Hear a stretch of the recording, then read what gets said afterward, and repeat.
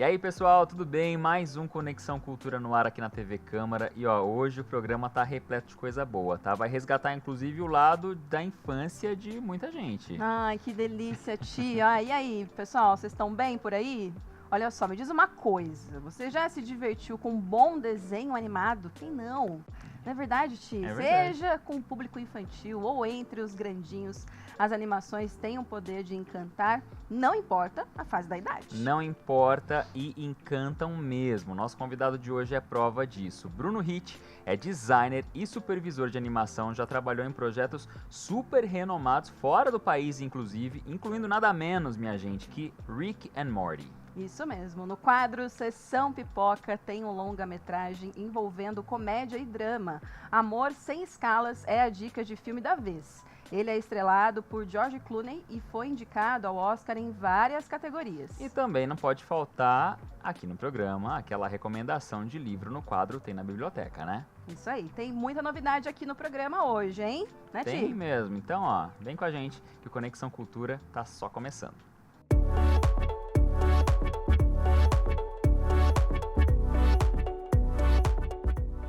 Chegamos com mais um Conexão Cultura e com muita novidade para você no mundo das artes aqui da nossa região, não é? Com certeza, Ti. Pois é, ó. E lembrando que tudo que você acompanhar hoje por aqui pode ser visto tanto em TV aberta pelo canal 12.3, como na internet também, viu? Em youtube.com/tvcâmarasjc. É isso. E olha, se tem uma coisa que eu amava fazer quando era criança e ainda amo, confesso, não era só na infância, não, assistir desenhos animados. Inclusive eu tô aqui, ó, usando uma camiseta com a estampa de um dos meus favoritos, que é Rick and Morty. Já assistiu? Não, Então precisa assistir, viu? preciso. Vou assistir com certeza, porque o bate-papo vai ser muito bom hoje, viu? Ó, existem produções que marcaram e ainda marcam várias fases das nossas vidas, né? E hoje o nosso papo é com um cara que participa desse processo bem de pertinho.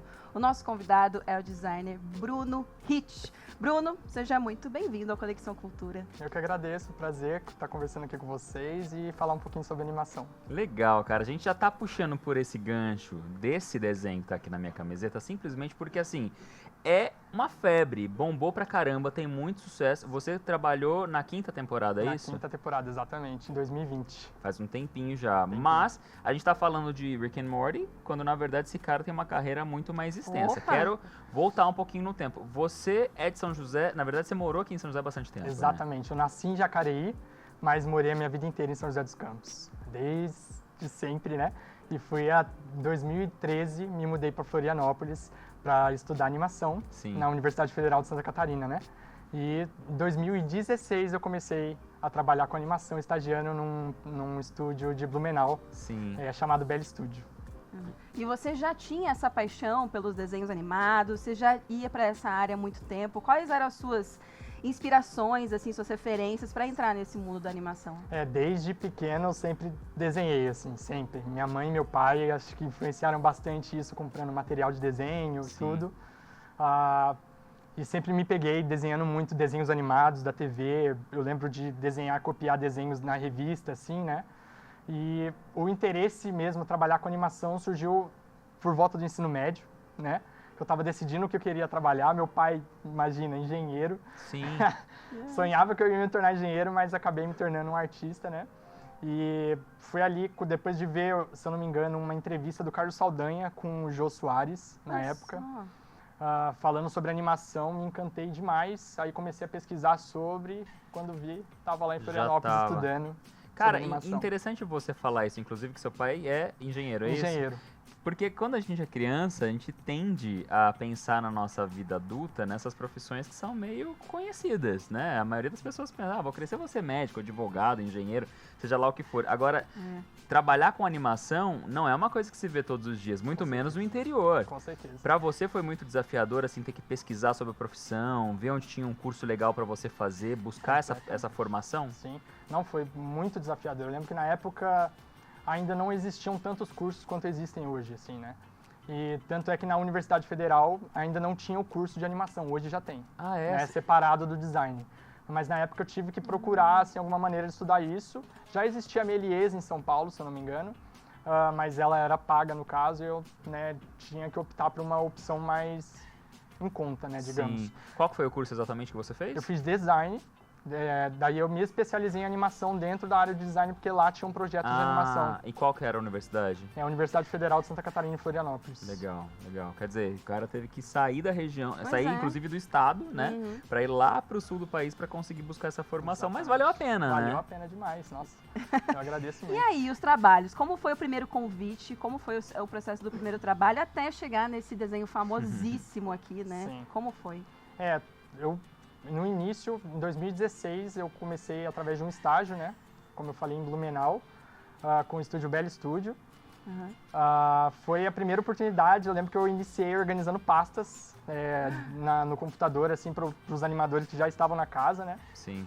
E até que surgiu a oportunidade de trabalhar no Boris e Rufus, que foi o meu primeiro projeto de fato, assim, que era um projeto para Disney, projeto original brasileiro.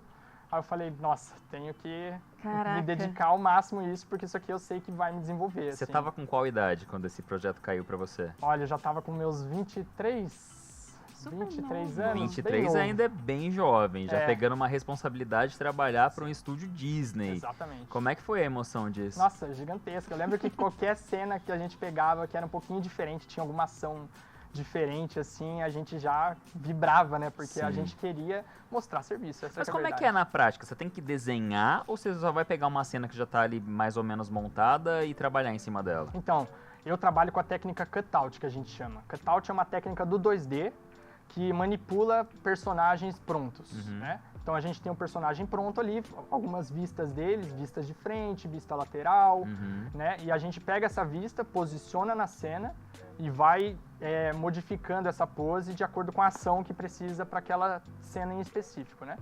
Então, mas assim, é muito comum você ter que acabar desenhando uma expressão, por exemplo, ou uma mão diferente para o personagem, porque não são todas aquela biblioteca que a gente fala, né? De expressões e poses que a gente já tem prontas que vão dar conta, né, do recado ali de fazer aquela cena em Do específico. que tá rolando na cena. Exatamente. né? Tem coisas ali na animação que as pessoas não sabem, assim, que tem alguns segredinhos em relação a detalhe de mão. Eu ouvi você contando numa live aí que tem uma Sim. questão da mão, que não são sim. 5 dedos, Ah, são 4 sei. dedos. É verdade, né? a maioria dos desenhos não tem 5 É dedos, verdade. né? Existe uma explicação para isso, assim, né? Na animação, principalmente o cutout, ele surgiu com a ideia de você reduzir o tempo de produção, né? Porque aquela técnica tradicional que a gente conhece do 2D, que é muito aplicada pela Disney, né? Isso. É uma técnica que demanda muito tempo, né? De produção, né? É muito comum, por exemplo, filmes que a gente conheceu aí como Branca de Neve e os Sete Anões, de ter duração, assim, de 7 anos de duração de produção, sabe? Então, é claro que hoje as coisas são um pouquinho mais rápidas, Mais né? dinâmica. Então, essa técnica veio com essa intenção. Então, as mãos, né, do personagem também tiveram que reduzir um pouquinho o número de dedos. Facilitar o trabalho Justamente aí, né? para a gente acelerar o processo do trabalho. É, Mas com- funcionou muito bem, porque às vezes você aumenta até a expressividade da mão, né? Exato. Porque você reduz o número de traços. ali. Verdade. É aquela coisa, né? Tempo é dinheiro, então o pessoal quer garantir o lucro. Bom, pessoal, agora a gente vai fazer um intervalo rapidinho, mas ó, já já tem mais bate-papo aqui no estúdio com o Bruno Hit. Isso mesmo, e tem dica também, viu, de filme para quem sabe aí você assistir no próximo fim de semana no quadro Sessão Pipoca. Não sai daí.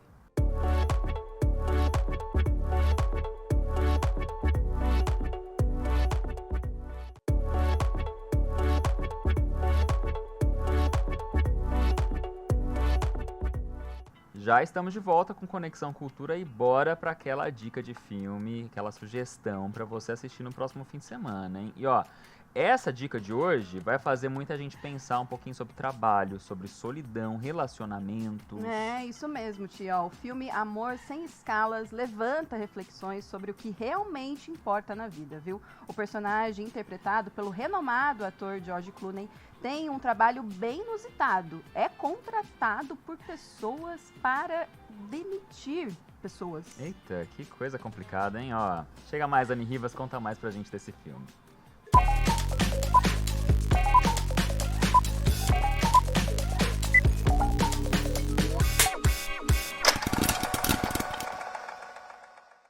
E aí, minha gente, tudo bem? Eu tô em cena novamente para mais um Sessão Pipoca e o longa da vez é Amor Sem Escalas. O Ryan, ele viaja por todos os Estados Unidos para demitir pessoas. É isso mesmo, um trabalho cruel e ingrato, né? Ele é um homem bonito, elegante, é George Clooney, né, minha gente? E muito bem sucedido. Mas a vida dele é isso. O profissional fala em primeiro plano e ele coloca ali todo o tempo e investimento dele no trabalho. Last year, I spent 322 days on the road. I flew 350,000 miles. The moon is 250. All the things you probably hate about traveling are warm reminders that I am home. Welcome back, Mr. Bingham. I am the passenger. I work for a company that lends me out to cowards that don't have the courage to sack their own employees, and for good reason. Who are you, man? Because people do crazy stuff when they get fired. I'm gonna need your key card. No entanto, o horizonte dele ganha ali mais vida, mais sentido, eu diria assim, quando ele conhece a decidida Alex. E aí tem uma pegadinha, porque a gente acha que o filme vai para um caminho, mas na verdade vai para outro. É um longa muito bonito, reflexivo. Amores Sem Escalas parece, no primeiro momento, ser um filme leve, de romance, mas é muito mais profundo que isso e te faz mergulhar em temas complexos e muito difíceis. What kind of relationship do you have? You know that moment when you look into somebody's eyes and you can feel them staring into your soul and the whole world goes quiet? Yes. Right, well, I don't. Your relationships are the heaviest components in your life. Your husband, your wife, your home. We weigh ourselves down until we can't even move. Make no mistake, moving is living. Vale a pena, assistam e semana que vem eu tô de volta com mais diquinhas pra vocês. Até!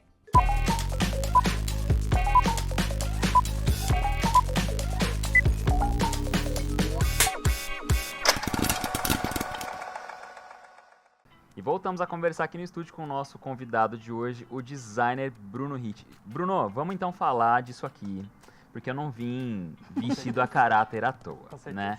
Rick and Morty, aquele desenho, aquela animação que tá fazendo muito sucesso. Você trabalhou na 5ª temporada. E eu quero saber os desafios, porque quem assistiu, não precisa nem ter pegado assim a série toda, tá? Pegou um episódio pra ver, viu que é muito detalhe. São muitos personagens, tudo muito dinâmico, quer dizer, uma demanda de trabalho. Pra quem tá assistindo, passa ali meia hora numa boa. Agora, pra quem trabalha na animação, deve tomar um tempo bem maior do que isso, né? É bastante complexo, né? Assim, a gente iniciei esse trabalho com a Bell Studio lá de Blumenau. E foi um desafio, assim, gigantesco, né? A primeira cena que a gente pega, eles já mandam, assim, todas as técnicas, como cada personagem deve funcionar, e eles são bem didáticos, um padrão, assim, tem que ser daquele jeito, tem que ser perfeito. E a gente, pra casar com esse estilo de animação deles, foi todo um processo, assim, realmente leva um processo, é um aprendizado. Teve reuniões e reuniões de gente sentando, explicando cada detalhe, de como o personagem se abaixa, de como o personagem se agacha, levanta o braço. E fica muito nessa de ir e vir, quer dizer, eles te mandam um briefing do que você vai fazer, você devolve aquilo que você produziu, eles te mandam de novo pedindo alterações. Fica nesse vai e vem várias vezes? Sim, é muito comum, assim, a gente faz a animação, recebe a cena deles, né, faz a animação, às vezes primeiro a gente inicia com a fase de pose, né, só as poses, envia para aprovação, depois da fase de pose já tem as alterações que eles enviam, a gente faz essas alterações, às vezes envia de novo para aprovarem, ou às vezes anima direto e aí envia de novo para essa aprovação. É muito comum voltar e é muito comum voltar mais de uma vez, porque às vezes o diretor ainda vai ver, então depois do supervisor, né? Sim. Então, nossa, é um longo caminho até a aprovação completa das cenas. E você comenta nas suas redes sociais, quando você entregou, né, foram mais de 100 cenas, né? Com Esse certeza. processo, as pessoas não têm noção. Quanto tempo, mais ou menos, a média de trabalho que você teve aí? Porque foi um processo longo, né, de quase um ano, né? Mas foi menos de um ano. Mas como é que é esse processo? O pessoal entendeu o tempo de duração de trabalho aí? Cada cena, dependendo da complexidade dela, pode levar, assim, mais de 3 dias. Tem cenas que levam semanas para ser produzidas e aprovadas completamente, né? Então, é um processo, assim, árduo, né? E envolve muita gente junto, né? Produção de cenários, produção da linguagem original da série, né? Exato. Então, é uma série de fases ali para chegar ao produto final que a gente vê nas telas, né? Afinal de contas, até virar esse sucesso que Nossa, leva tempo, né? Tem que com ser certeza. cuidadoso mesmo. Ó, e já que a gente tá falando aqui, né, de criações artísticas, você sabia que existe uma lei no Brasil que protege esses trabalhos? Pois é a lei dos direitos autorais. Ela garante que artistas, escritores, músicos, ilustradores e outros criadores aí também tenham todos os seus trabalhos reconhecidos e protegidos. Isso significa que ninguém pode usar, copiar ou modificar essas obras sem autorização. A ideia é, então, valorizar a criatividade e garantir que os autores recebam pelo que produzem, seja uma música, seja um livro, um filme, até uma postagem, sabia disso? Portanto, se tem criação, tem direito autoral envolvido, minha gente. É isso, ó, recado dado, então bora pro último intervalo do programa de hoje, mas ó, na volta a gente vai com mais uma edição do quadro Tem na Biblioteca. Até daqui a pouco.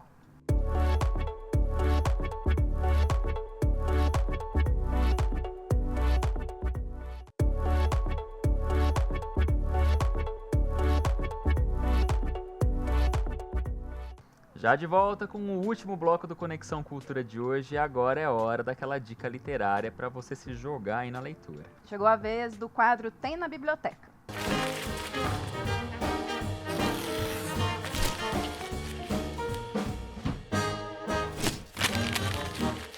De uma coisa, ele nem de leve suspeitava. Aquilo era apenas o começo de uma série de fatos terríveis e absurdos. Esse trecho é do livro O Escaravelho do Diabo, de Lúcia Machado de Almeida, um dos clássicos da coleção Vagalume. E a coleção Vagalume tem na biblioteca. Chegou a hora de conhecermos o cantinho dos livros infantis infanto-juvenis da Biblioteca Helena Molina. Eu dei uma boa olhada nas prateleiras e posso garantir que o que não falta é opção de leitura. Dos mangás aos clássicos da literatura brasileira, eu acabei encontrando a coleção Vagalume, uma série de livros muito nostálgica que fez parte da juventude de muita gente, com títulos como A Ilha Perdida, de Maria José Dupré, O Mistério dos 5 Estrelas, de Marcos Rey, e O Escaravelho do Diabo, de Lúcia Machado de Almeida. E já que essa foi a leitura da coleção que mais me marcou na época da adolescência, bora de releitura? Alberto, primeira aula de geografia. Você trouxe trabalho, né? Ai, meu Deus. Em O Escaravelho do Diabo, mergulhamos em um suspense de arrepiar quando logo nas primeiras páginas, um jovem ruivo chamado Hugo recebe um estranho pacote com um escaravelho dentro. No dia seguinte, Hugo aparece morto e uma série de assassinatos envolvendo pessoas ruivas começa a perturbar Vista Alegre, a pequena cidade fictícia do interior de São Paulo. Alberto, irmão de Hugo, então se lança numa investigação perigosa e cheia de mistérios para salvar as próximas vítimas. Que caixinha é essa? Chegou pelo correio. Esquisito, né?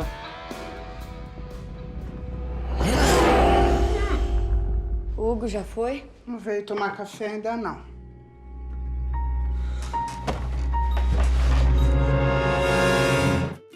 Lançada em 1973 pela editora Ática, a coleção Vagalume se tornou um fenômeno ao trazer para o cenário nacional jovens autores da época, como, por exemplo, Lúcia Machado de Almeida. Desde quando eu era menina, eu tinha uma imaginação desenfreada completamente. Eu vivia inventando histórias na minha cabeça. Eu nunca pensei em ser escritora, mas tudo me indicava que eu tinha jeito para isso. Eu sempre tirava notas ruins em geografia e matemática, mas em redação eu sempre fui a primeira, tirava nota 10. A professora escreveu um dia: menina, você vai ser escritora. Eu procurei a professora: eu ser escritora? Eu não quero ser, não. Eu sei, minha filha, mas a questão é que você é. E as histórias cheias de mistérios, títulos criativos e capas inconfundíveis foram um sucesso, com exemplares chegando a 10 milhões de cópias vendidas. E com mais de 50 anos de existência, a série de livros continua sendo lembrada e aclamada, inclusive aqui na Biblioteca Helena Molina.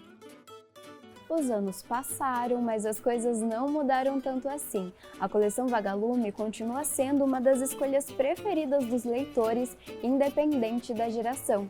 As mais antigas vão ficando e as mais novas não param de chegar.